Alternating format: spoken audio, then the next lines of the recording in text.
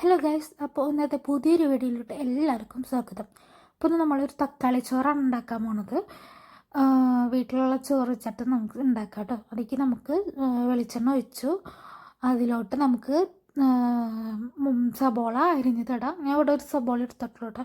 അതുപോലെ നല്ലപോലെ വഴണ്ടി വന്നതിന് ശേഷം അതിലോട്ട് ഇഞ്ചി, പച്ചമുളക്, വെളുത്തുള്ളി അതൊക്കെ കൂടിയിട്ട് വഴണ്ടി വന്നപ്പോൾ ഈ കളറാകുമ്പോൾ അതിലോട്ട് നമുക്ക് ഒരു ഹാഫ് തക്കാളി, കുഞ്ഞൊരു തക്കാളി നമുക്ക് അരിഞ്ഞിട്ട് കൊടുക്കാം കേട്ടോ. ഒരു മീഡിയം സൈസ് തക്കാളിയാണ് ഞാൻ എടുത്തത്. അത് നല്ലപോലെ വഴഞ്ചി വരണം. വഴഞ്ചി വന്നതിന് ശേഷം നമുക്കതിലോട്ട് മസാലകൾ ഇട്ട് കൊടുക്കാം. നേരത്തെ ഉപ്പിടാത്തതുകൊണ്ട് ഇപ്പം ഞാൻ ഉപ്പ്, മഞ്ഞൾപ്പൊടി, മല്ലിപ്പൊടി, മുളക് പൊടി ഇത് മൂന്നും ഞാൻ മസാലകളായിട്ട് ഉപയോഗിച്ചിട്ടുള്ളൂ കേട്ടോ. വേറെ മസാലകളൊന്നും ഇഷ്ടമല്ലാത്തതുകൊണ്ടാണ് ഞാൻ എടുക്കാത്തത് കേട്ടോ. അങ്ങനെ അപ്പോൾ 3 അടുപ്പും ബിസി ആയിട്ടിരിക്കണം, അതിനിടയിൽ ഷൂട്ട് ചെയ്യണം, അങ്ങനെയൊക്കെ. അപ്പോൾ എല്ലാവർക്കും സുഖമല്ലേ ഗൈസ്?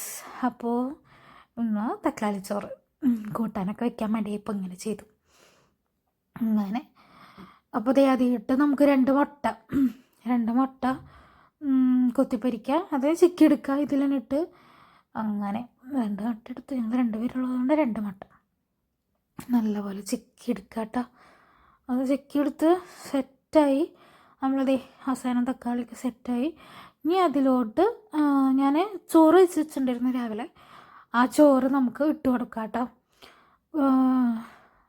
സാധാരണ എല്ലാവരും ബസ്മതി റൈസ്, ജീര റൈസ് അതൊക്കെ എടുക്കും. ഞാനിപ്പോൾ നമ്മൾ വീട്ടിലുള്ള ചോറാണ് എടുത്തത് കേട്ടോ, അല്ലെങ്കിൽ ഇത് വേസ്റ്റ് ആവില്ലേ. അങ്ങനെ അപ്പോൾ ഞങ്ങൾ മിക്കത് ഉണ്ടാക്കാറുണ്ട് എളുപ്പപ്പണി കാരണം. അതെ, നമ്മുടെ തക്കാളി മുട്ടച്ചോറ് ഇവിടെ റെഡിയായി. അപ്പോൾ എല്ലാവർക്കും ഇതിലാണെങ്കിൽ പുതിന മല്ലിയൊക്കെ ഇടാം കേട്ടോ. ഞാൻ ഇട്ടില്ലേ ഉണ്ടായിരുന്നില്ല എൻ്റെ കയ്യിൽ. അപ്പോൾ എല്ലാവർക്കും എൻ്റെ വീഡിയോ ഇഷ്ടപ്പെട്ടിട്ടുണ്ടെങ്കിൽ ലൈക്ക്, ഷെയർ, സബ്സ്ക്രൈബൊക്കെ ചെയ്തോളൂ കേട്ടോ. അപ്പോൾ അതേ നമ്മുടെ റൈസ് സെറ്റാക്കിയിട്ടുണ്ട്. അതിലേക്ക് റൈറ്റ് ഇട്ടെടുത്തു. അപ്പോൾ ഓക്കെ, ബൈ.